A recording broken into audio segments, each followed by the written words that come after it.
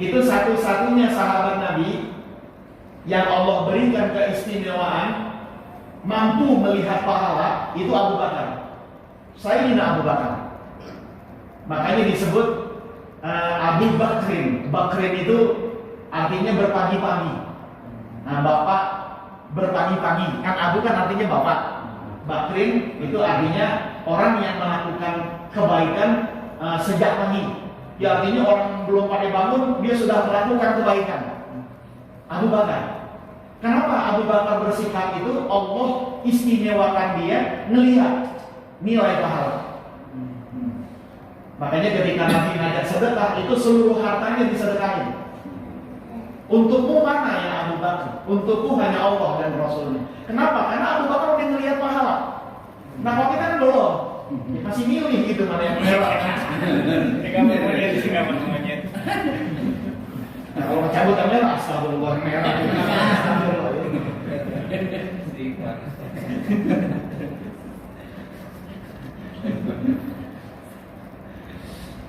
Tapi kalau setiap orang dikasih lihat pahala, ya rusak juga kita. Iya. Nggak bisa beli motor kita kan. Detak dulu. Terus dikain. Iya. Nah, di musola tak bulan-bulan kita. Habis sholat 2 rakaat dikasih lihat pahalanya, pengen lagi, kasih lihat lagi. Ya nggak pulang-pulang. Apa diparahin apa ini?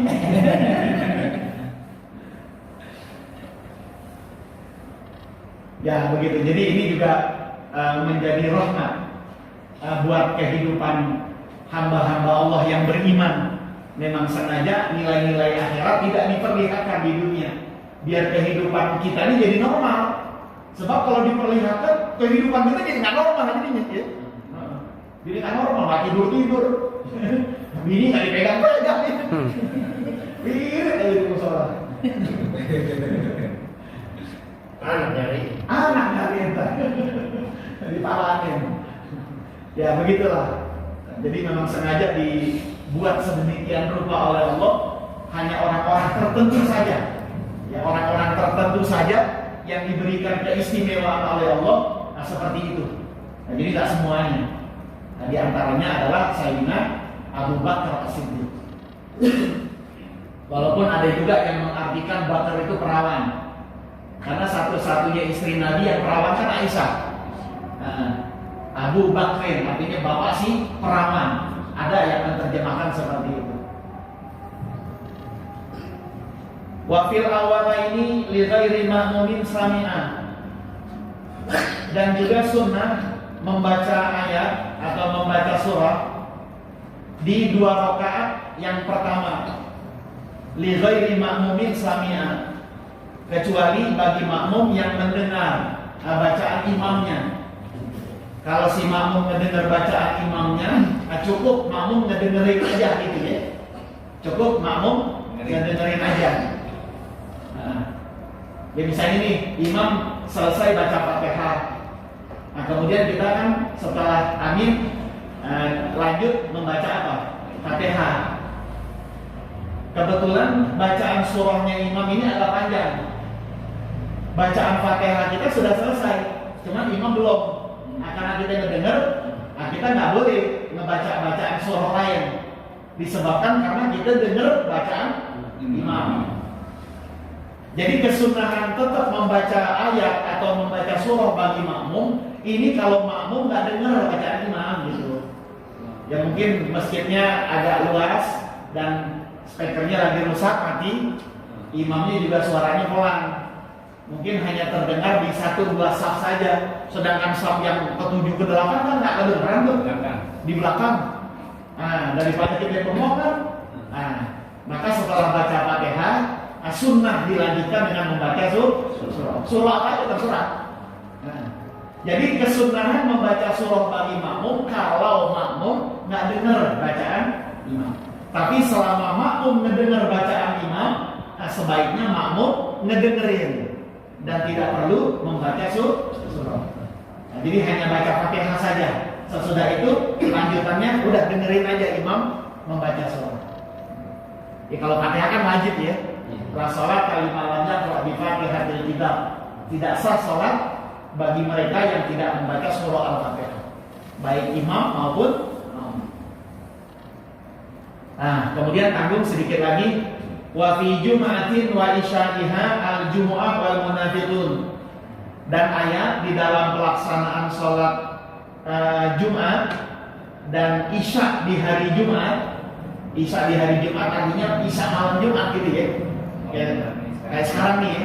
Nah, ini sunnahnya membaca surah Al-Jumu'ah dan surah Al-Munafiqun. Ya, sunnahnya begitu. Dalam pelaksanaan sholat Jumat atau pelaksanaan sholat isya di malam Jumat.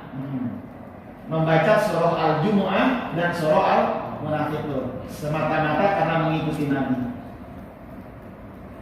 Nah, sunnahnya, tapi kalau enggak ya nggak apa-apa, bebas-bebas aja. Nah, ini kan hanya sunnah aja. Al-Sabbihisma Rabbikal A'la dan hal apakah hadithul Ghasyiyah. Nah, dalam salat Jumat ya. Jadi kesunahan dalam membaca surah dalam sholat Jumat rakaat pertama adalah Sabbihisma Rabbikal A'la. Dan rakaat kedua hal apakah hadithul Ghasyiyah. Itu sunnahnya seperti itu. Karena warid dari Nabi nyontohin seperti itu. Wa subhiha, sedangkan subuhnya, subuh Jumat maksudnya. Kalau tadi kan Isya. Nah, subuh Jumatnya Alif Lam Mim Tanzil, surah As-Sajdah. Wa hal ata alal insan, surah Ad-Dahr. Nah, ini kalau yang begadang pokoknya goyang aja nih. Kan main bakal bacaan ini. Apalagi yang mau pasar, lama nih mau bacaan. Nah, makanya ini nggak wajib, hanya sunnah aja lah. Ya. Jadi dilihat kondisi makmum dan jamaah, ya kira-kira mau nggak bacaannya diperpanjang atau enggak.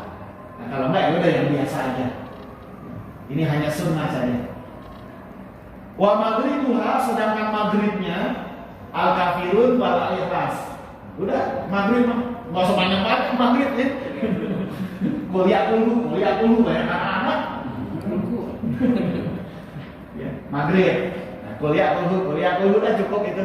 Nah, itu yang warid dari Nabi. Wa takbirun fi kulli khafdin wa raf'in la min ruku'in. Dan disunnahkan untuk mengucap takbir Allahu Akbar di setiap turun dan naiknya perpindahan rakaat. Mau ruku Allahu Akbar. Mau sujud, Allahu Akbar. Bangun dari sujud terus berdiri gitu. Semuanya membaca takbir. Illa kecuali min ruku'in, ketika bangun dari ruku. Bacanya apa? Sami Allahu liman hamidah. Nah, jadi cuma itu aja tuh yang beda. Ya, cuma itu aja yang beda. Kalau yang lainnya setiap perpindahan rukun disunnahkan untuk bertakbir. Allahu Akbar.